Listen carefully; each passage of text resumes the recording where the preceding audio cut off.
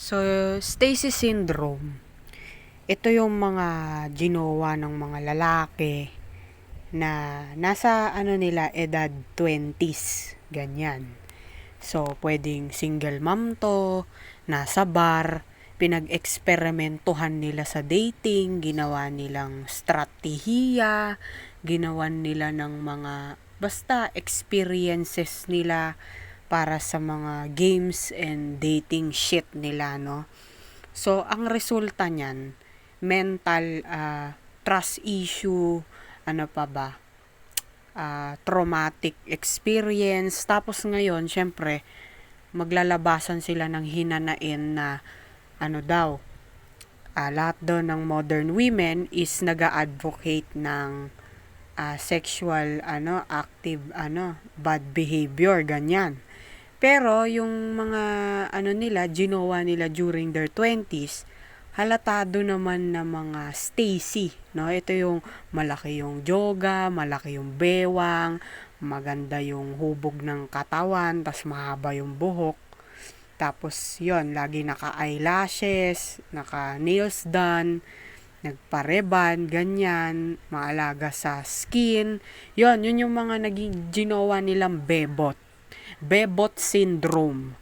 Tapos, ayun, nasaktan, ni-reject, binasted sila nun. Kasi hindi sila gusto nun eh. So, sisisihin ngayon nila yung mga Becky. Ito yung mga Becky, Becky beings, yung mga babaeng like, hindi naman sobrang ganda yung hubog ng katawan, sino-sino sisisihin nila sa online, no? Yung mga kapalpakan na desisyon nila, isisisi nila dito sa internet kung kani-kanino na lang. 'Di ba? I-hashtag pa na kasalanan daw ng women empowerment. Pero katangahan pala nila yon kasi nga yung desisyon na ginawa nila noon, hindi na nila mabago ngayon after a years na tumanda na tong mga ganitong lalaki. Like literal, as in. Ngayon, sisisihin na lang nila kani-kanino, gagawa na lang sila ng mga agenda nila sa internet para ikalat sa Reddit, ikalat sa mundo ng internet. But the truth is, palpak talaga yung desisyon nila during their 20s. Kaya sinasabi na lang nila, oh, we age like wine. Pero ang totoo, yung kabobohan nilang desisyon, hindi nila akuhin kasi sa katangahan nila noon. And they are regretting all those flaws na ginawa nila sa dating nila during 20s. Kaya ngayon, inopen ko tong ganitong page kasi para depensahan, mabigyan ng boses galing sa babae. Yung mga kabobohan na nagkakalat ngayon dito sa internet, para na rin maging aware yung new generation sa ganitong katangahan sa mundo ng internet. Isa na nga dyan yan, yung Stacy syndrome. Kapag po yung lalaki nagkaroon ng Stacy syndrome, syempre ang daming bebot na dinukwat. Ang capaciting resulta, depression. Actually, hindi lang depression eh, marami pa. Pwedeng physical abuse, naubusan ng pera kasi penerahan siya nung Stacy. Tapos isisisi niya ngayon kung kani-kanino na lang dito sa internet. Ang masasabi ko dyan, yan yung katangahan na yan, yung desisyon nila na yan. So kung ikaw lalaki ka, bata ka pa lang, 20s ka pa lang, o di wag mo sayangin yung ilang years na yon para dyan sa Stacy na yan. Kasi kung sasayangin mo dyan, expected na magkakatrauma ka, tapos ayun na, no? Masasanay ka na sa toxic na babae. Pag ang lalaki nasanay sa toxic na bebot, hahanap-hanapin niya na yon na parang droga. 'Di ba yung droga kapag nasinghot mo, hahanap-hanapin mo na. Ganon ang resulta.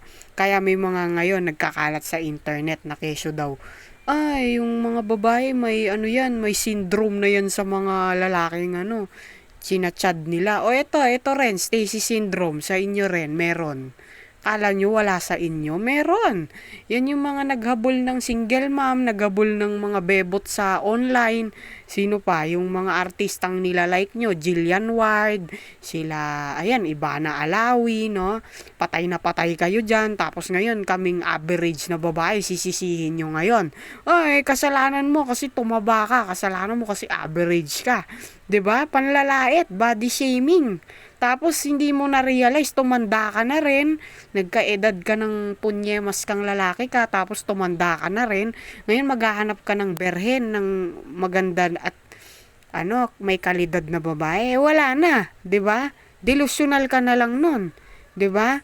Ayan yung mga ngayon si Stacy syndrome ngayon. Tingnan mo, laganap 'yan. Laganap 'yan kaya nga 100% na lang sa lalaki nagpatiwakal, 'di ba? Isa ka na yata doon, no? Alam na alam mo yung may lalaking Stacy syndrome. Kapag siya yung lalaki na nagrereklamo lang sa dating, sa babae, may Stacy syndrome na yan. Nasanay na yan sa toxic na babae. Sa babae ngayon, maganda yung hubog ng katawan kasi daw fertile, kasi daw maganda raw sa pagbubuntis kasi sa edad na 25, no? Katangahan eh. So ngayon, kapag malalaman mo na may Stacy syndrome yung lalaki, unang sign dyan guys, yung pagrereklamo niya sa dating, pagrereklamo niya sa babae, pagrereklamo niya sa iba't ibang klaseng meron sa babae, basta something na pagrereklamo, pagiging madada sa issue ng dating. Kasi alam na alam mo yung lalaki na kung sino-sino na lang din yung dinekwat during their 20s, 30s, keso daw prime nila yung 30s, pinagmamayabang sa internet. O di, ayun, tumanda na sila, 'di ba? Na pagsisihan nila yung 10 years sinayang nila na buhay nila dun sa Stacy. Tapos isisisi na lang dito sa internet, 'di ba? Katangahan. Ba't mo irereklamo dito sa internet? Pakialam ng tao sa'yo. Pakialam ng gobyerno sa'yo. Pakialam ng sistema at lipunan sa'yo. Katangahan yan eh. Alam nyo kung sa akin lang hindi ko na kailangan ipagdadayon sa internet. Kaya ko lang ginawa tong video na to kasi depensa to dun sa mga nagpo-post ng walang kakwenta-kwentang issue nila sa love life, sa mga Stacy nila na ginoklat nila, tapos ayun, ginamit sila, penerahan, tapos ginawang tampons, ayun, ginawang panakip butas, rebound, ayan, ang sasakit, 'di ba? Huwag niyo isisi sa amin dito 'yan, no? Yung mga average human, huwag niyo sa amin isisi yung katangahan niyo. Yung katangahan niyo, sarili niyo sisihin niyo. Kung gusto niyo, magpatiwakal na rin kayo. Para tapos na 'yan.